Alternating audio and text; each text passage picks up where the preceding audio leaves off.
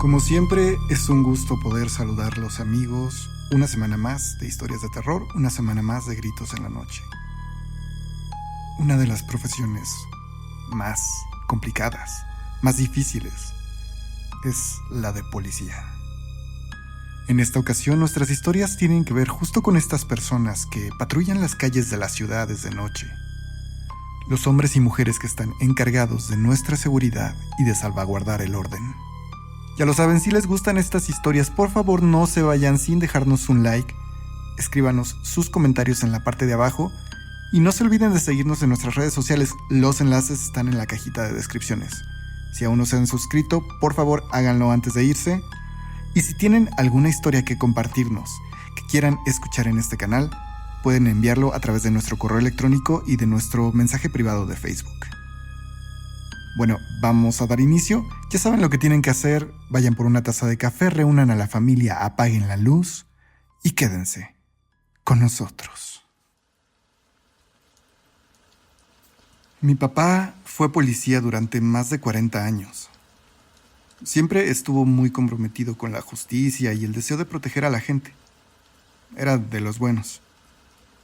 Murió apenas en 2015 y nos dejó a mis hermanos y a mí un gran ejemplo sobre cómo ser buenas personas que beneficien a la sociedad. Pero además de eso nos dejó montones de anécdotas sobre cosas peculiares o extrañas que llegó a vivir con sus compañeros en las calles de la ciudad.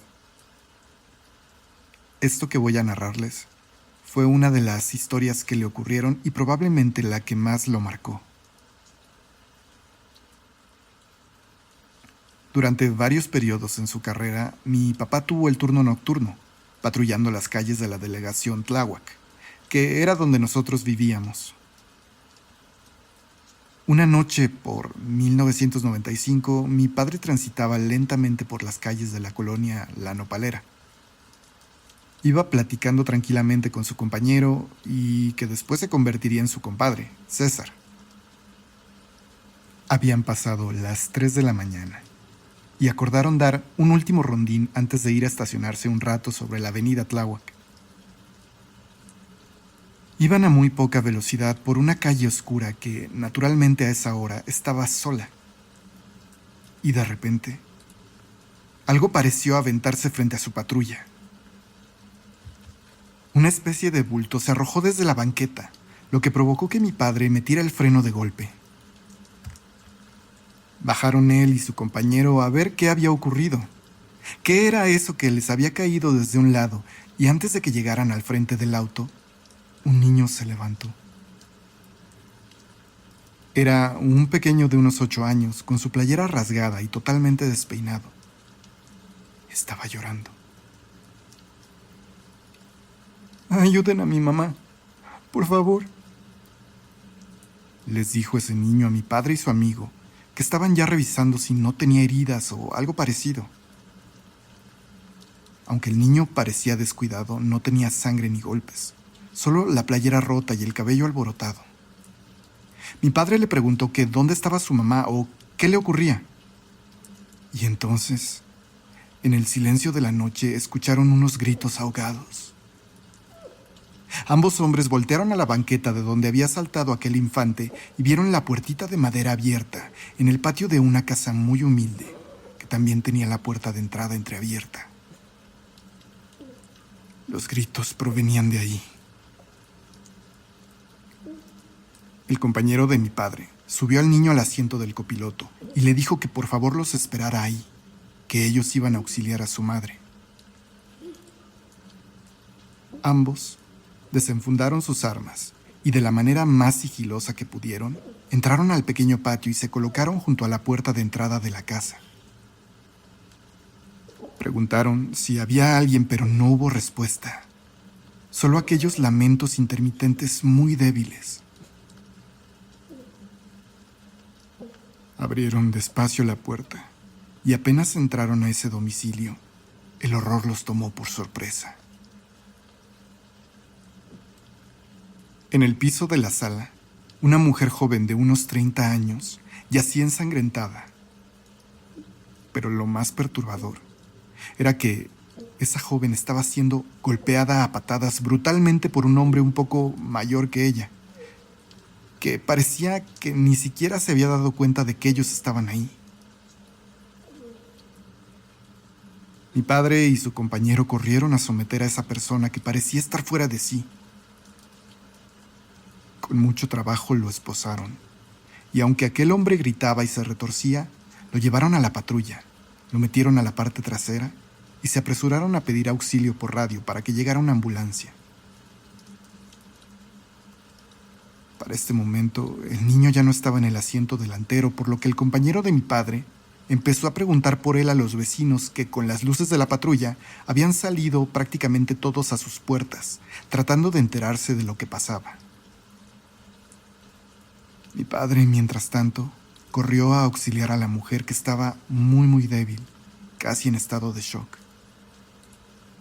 Ella parecía querer decirle algo, pero no podía ni hablar.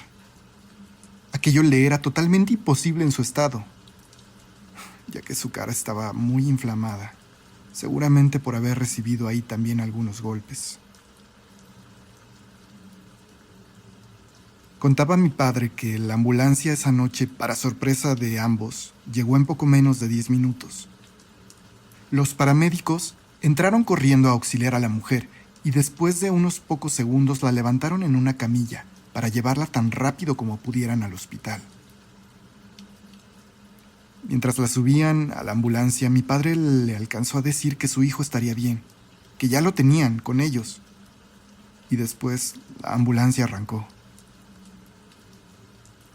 Mi papá vio a aquella ambulancia alejarse. Para este momento, un par de patrullas más habían llegado como apoyo, y el compañero de mi padre les había dicho ya a los patrulleros que lo ayudaran a buscar al niño que les había avisado del incidente. Parecía que había huido por el miedo y el impacto. Los patrulleros lo radiaron para que otras patrullas buscaran en las calles de la colonia, y entonces uno de aquellos policías le dijo a mi padre que ya no era necesaria la búsqueda, que el niño estaba en el patio de atrás. Mi papá y su pareja entraron corriendo para sacarlo de ahí, pero lo que encontraron fue una de las escenas que más le rompió el corazón a mi padre en su vida. En el patio de atrás, junto a unas gallinas, yacía el cuerpo de una bebé que parecía haber sido estrangulada. Apenas a unos pasos de ella, estaba el cuerpo de un niño totalmente ensangrentado. Parecía que a él lo habían golpeado con una piedra y su cabello enrojecido estaba totalmente alborotado por la sangre endurecida. Su cuerpecito apenas estaba cubierto por una playera desgarrada a lo largo. Aquel niño parecía tener 8 años. Ese niño era el pequeño que habían visto, el niño que les pidió ayuda apenas unos minutos atrás. Pero no estaba vivo, sino que yacía ahí muerto. Mi padre no pudo con todo aquello y se desplomó ahí, llorando.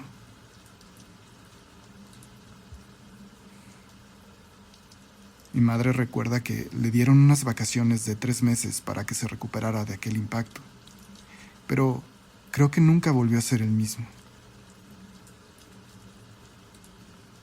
La mujer que ellos auxiliaron falleció 3 días después por la gravedad de sus heridas, y el hombre, su marido, fue condenado a cadena perpetua, pero a los 3 años fue asesinado en el reclusorio sur del entonces Distrito Federal.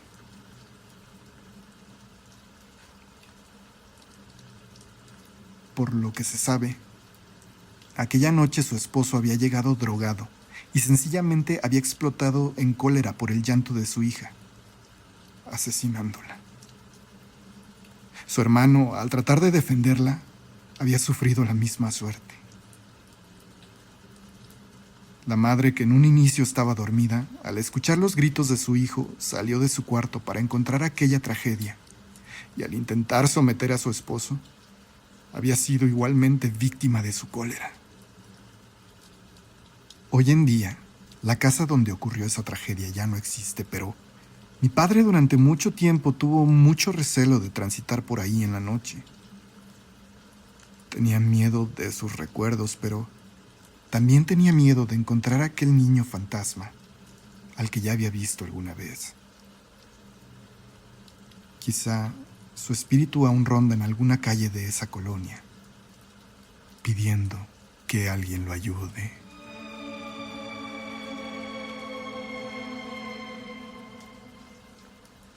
Fui policía durante casi 7 años en la Ciudad de México, pero la verdad dejé el servicio porque no era para mí. Al menos en mi caso me tocó ver muchas veces incidentes violentos, muy perturbadores. Me vi también envuelto en balaceras y, para sorpresa de todos, también me tocó ver esas cosas extrañas que ocurren en la ciudad al caer la noche. Esas cosas que no tienen explicación. La zona en la que patrullaba siempre era la delegación Cuauhtémoc, sobre todo la zona del centro histórico en la Ciudad de México. Una madrugada, mi compañero y yo nos detuvimos en una tienda para comprar un refresco cuando escuchamos un llamado por el radio. Al parecer, los veladores habían reportado que alguien se había metido al edificio ubicado en la esquina de 5 de febrero y Venustiano Carranza. Esa construcción en ese momento estaba siendo remodelada para convertirse en la tienda de ropa que es hoy. Atendimos 3 patrullas el llamado de auxilio esa noche. Al llegar mis 5 compañeros y yo, bajamos de nuestros autos. El edificio estaba abierto y al entrar nos encontramos en el lobby con los 2 veladores que estaban muy nerviosos en el edificio. «Algo se metió. ¡Algo se metió!», repetía uno de los hombres sin poder tranquilizarse. Les pedimos que salieran de ahí, y los 6 policías, con armas desenfundadas, nos adentramos en aquella construcción que en aquel momento se encontraba llena de tablas y botes de pintura, y estaba iluminada solamente por focos aislados conectados a extensiones naranjas, colgando en algunos lugares. Recorrimos la planta baja, pero no encontramos nada. Sin embargo, apenas subimos al primer piso, el ambiente se sintió instantáneamente diferente. Parecía hacer mucho frío y de inmediato pudimos escuchar gente hablando. No era solamente una persona, se podían distinguir varias voces, como si dialogaran, pero no pudimos ubicar claramente de dónde venían. Parecían algo lejanas, pero era evidente que estaban adentro del edificio. En algún momento todos nos volteamos a ver sin realmente decir nada, y alguno de nosotros hizo una señal con su dedo, indicando que esas voces estaban arriba. Todos coincidimos y subimos las escaleras de manera rápida pero sigilosa, intentando sorprender a los perpetradores, pero al llegar al siguiente piso, simplemente nos dimos cuenta que las voces tampoco estaban ahí. Se escuchaban aún lejanas, pero un poco más claras. Escuchamos entonces que alguien subió corriendo las últimas escaleras y uno de mis compañeros nos hizo la seña para que lo siguiéramos en ese camino, intentando detener a esos intrusos que parecían ya habernos descubierto. El siguiente piso estaba prácticamente terminado, pero aún había varios plásticos colgando que impedían la visión completa de aquella planta y que estaban ahí seguramente protegiendo varias estructuras de lo que ya se estaba pintando.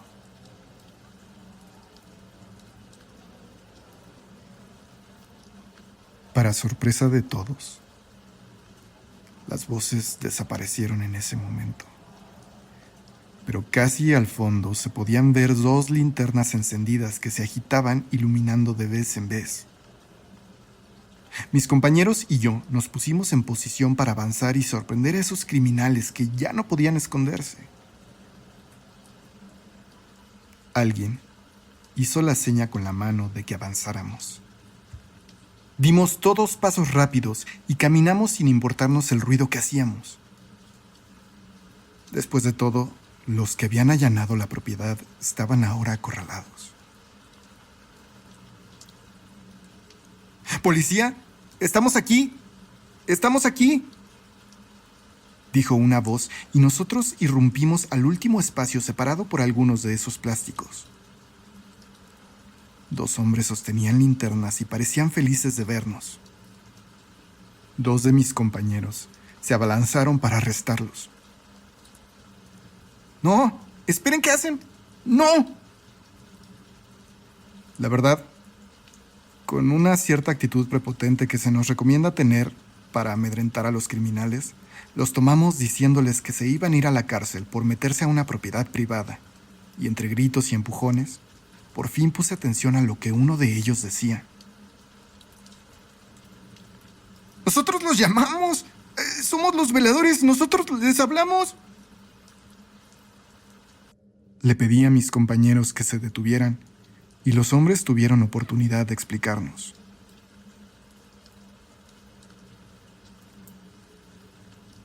Aquella noche, esos hombres habían escuchado gente hablando dentro de la propiedad, y de repente pasos corriendo en esa fría madrugada. Finalmente, sin que ellos pudieran encontrar a alguien ahí, habían llamado a la policía. En los minutos que nos tomó llegar, uno de ellos dice que escuchó clarita la voz de una niña, por lo que ambos hombres se adentraron nuevamente a la propiedad, intentando encontrar a aquella niña. Además, la mitad de los focos parecían no encender, por eso llevaron sus propias luces. Recorrieron toda la tienda, pero aquella voz parecía estar en el 3er piso, y estando ahí, por la ventana nos vieron llegar. Mientras nosotros subíamos, intentaron buscar a aquella niña, pero no había nadie. Pero sus otros compañeros, ¿por qué no los ayudaron?, le dijo uno de los otros policías a aquellos hombres asustados. No. Somos los únicos que nos toca trabajar hoy. No hay nadie más aquí, respondió uno de aquellos hombres, mientras le quitaban las esposas. Intentando cumplir con nuestro deber y tratando de compensar la mala experiencia que les habíamos hecho pasar, dimos varios recorridos por ese edificio, pero ahí no había nadie. Finalmente nos retiramos de ahí. Nadie les dijo más a esos hombres sobre los primeros señores que nos recibieron, pero posteriormente uno de mis colegas platicando nos hizo ver algo fuera de lo normal y en lo que no habíamos reparado. Las 2 personas que vimos al principio en el lobby parecían indígenas, y no solamente en sus rasgos, sino en su ropa. Uno de ellos incluso, recuerdo que llevaba huaraches. Otro de mis compañeros entonces nos preguntó si no habíamos escuchado a la niña, pero todos respondimos que no. Al parecer, mientras bajábamos del 3er piso, junto con los veladores, este compañero escuchó a una niña riéndose, como si viniera detrás de nosotros, escondiéndose entre las cajas y cartones. Volteó para intentar encontrarla, pero no vio nada. O al menos nada claro, pero dice que en el 2.er piso, en una esquina, vio una silueta de pie. Rápidamente apartó la vista y siguió andando con nosotros y no quiso volver a voltear. En aquella tienda todavía no había maniquís, por lo que sería raro que aquello hubiera sido uno abandonado. En el centro de la ciudad, sin duda, hay muchas energías acumuladas y supongo que a veces se manifiestan. Yo al menos tengo otras 3 o 4 historias paranormales en ese cuadro de la ciudad que justo me ocurrieron laborando como policía. Quizá algún día les cuente otra de ellas.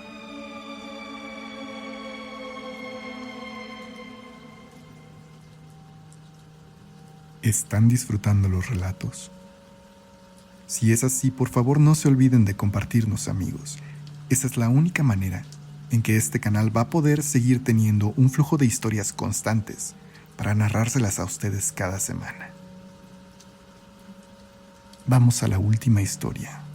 Quédense antes de que escuchen gritos en la noche.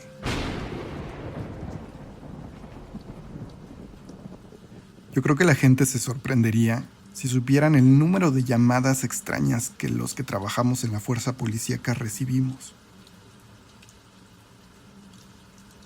Al día de hoy, he trabajado como policía en Hermosillo durante casi 9 años. A la par, con mucho esfuerzo me he dedicado a estudiar y espero próximamente dejar la policía para dedicarme a ejercer mi profesión como administrador. En fin, eran mis primeros meses como guardián del orden, cuando estando en la patrulla recibimos un llamado extraño. Caso de Doña Gloria. Repito, caso de Doña Gloria. Le dijeron a mi compañero y arrancamos de inmediato, como si él ya estuviera plenamente consciente de a dónde ir y de qué se trataba. Él no era el policía más experimentado, pero llevaba ya 5 años en la fuerza, así que no lo cuestioné y simplemente nos dirigimos hacia donde él quiso. Después de unos 15 minutos llegamos a una casita de cemento, blanca, pero claramente llena de humedad, lo cual es raro en el calor desértico que nos caracteriza. Pero eso no era lo que más me extrañó. Eran casi las 9 de la noche y al llegar a la casa nos recibió una señora vestida de negro, cubierta con un velo. Parecía haber estado llorando.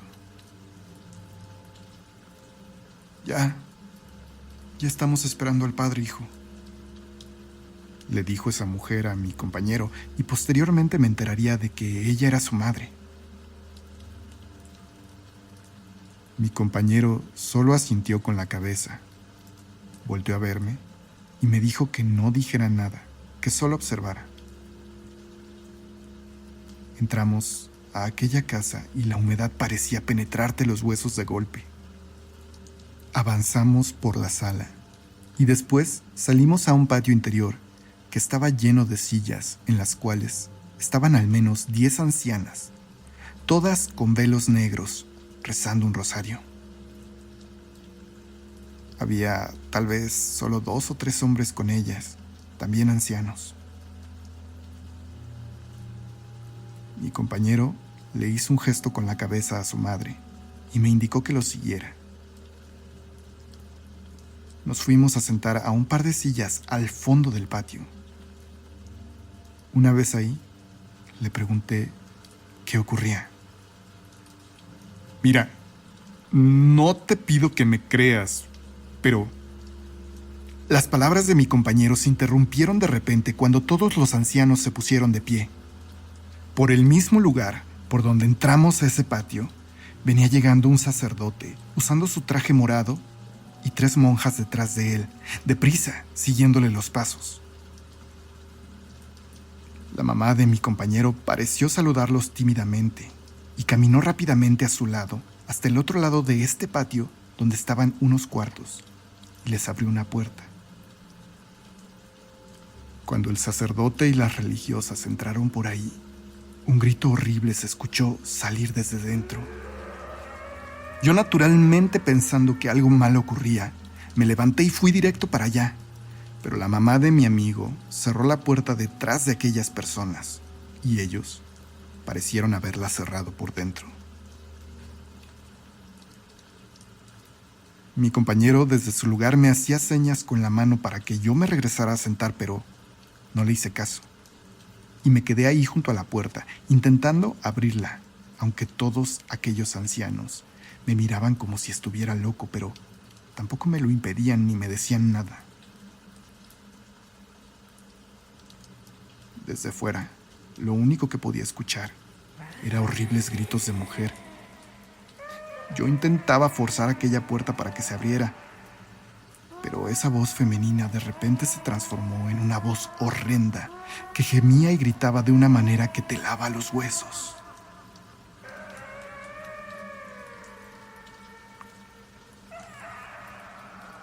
A pesar de eso, no me fui a sentar y me quedé de pie ahí junto a la puerta, intentando descifrar qué ocurría adentro.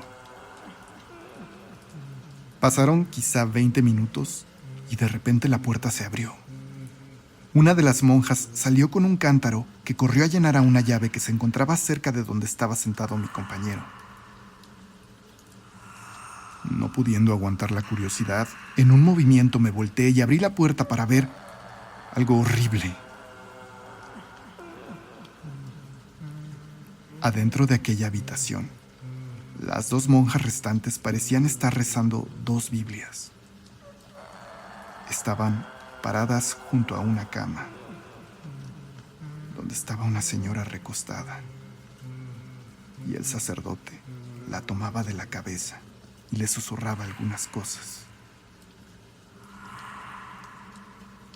Aquella mujer estaba en camisón y tenía el cuerpo torcido de una manera muy extraña. Y sin embargo, parecía estar riendo.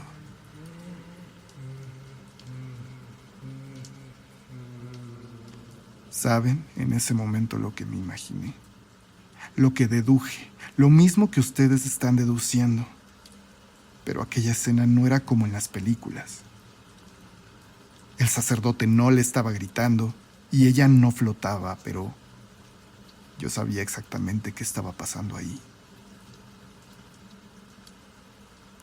Cerré apurado la puerta y la monja que llevaba el cántaro de agua me lanzó una mirada molesta y solo bajé la cabeza y la dejé pasar para que ella entrara nuevamente a la habitación y me fui a sentar junto a mi compañero.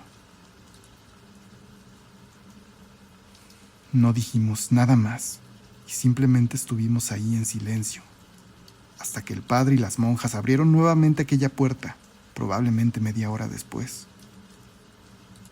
Se despidieron de la mamá de mi compañero y se retiraron rápidamente. Después, mi compañero me dijo que ya nos podíamos ir. Se despidió de su mamá y ambos salimos y nos subimos a la patrulla. Creo que no tengo que explicarte lo que pasó ahí, ¿cierto? Nosotros en realidad no podemos ayudar mucho, pero siempre me llama mi madre en caso de que doña Gloria se ponga muy violenta. Pobrecita. Le cayó algo muy oscuro cuando su marido murió. Nadie sabe realmente por qué. El sacerdote y las monjas vienen a ayudarla tal vez 2 o 3 veces al año. Y mañana ella va a estar bien, pero poco a poco se va a ir deteriorando nuevamente hasta que estas personas tengan que volver a venir a sanarla temporalmente. Aquello que me dijo mi compañero me dejó helado y francamente no quise hacer ninguna pregunta más. Recuerdo que después de aquella noche tuve problemas para dormir por un par de semanas, quizá. Durante estos años de servicio, me tocó ir otras 4 ocasiones a casa de doña Gloria. Todas igual de aterradoras, sobre todo porque ya era consciente de lo que ocurría ahí. Francamente, después de eso le pedí a mis superiores que me reasignaran otro compañero.